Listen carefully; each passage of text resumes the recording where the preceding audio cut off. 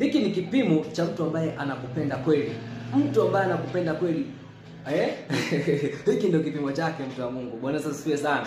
Mtu anayekupenda kweli utagundua baada ya kumkosea. Ukimkosea ana react vipi? Anakuhukumu au anaangalia namna ya kukusaidia kuyafuta hayo makosa ili mahusiano yaendelee kusonga mbele. Bwana asifiwe sana. Tunaona kwamba mwanadamu alipokuwa amekosea, Mungu alitengeneza mazingira rafiki ya kumsamehe huyo mwanadamu, kufunika dhambi zake na kumsogeza karibu na yeye ili mahusiano yake na mwanadamu yaendelee kudumu. Bwana asifiwe sana. Lakini sasa huo mfano unakuja kwenye uhalisia wa maisha yetu.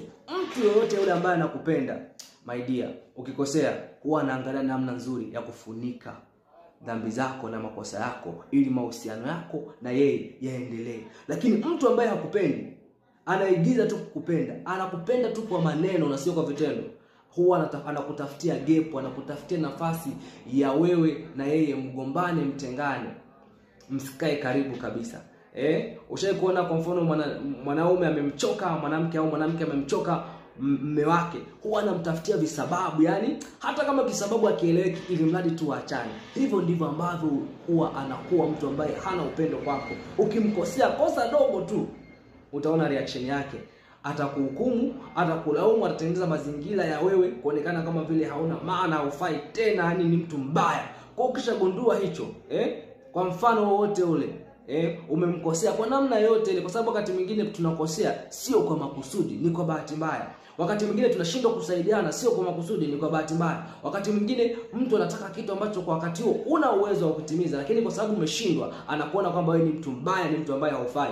Kwa ukishaona kitu kama hicho, unagundua kabisa kwamba huu sio rafiki. This is not friendship. This is not love. Hakuna upendo hapo.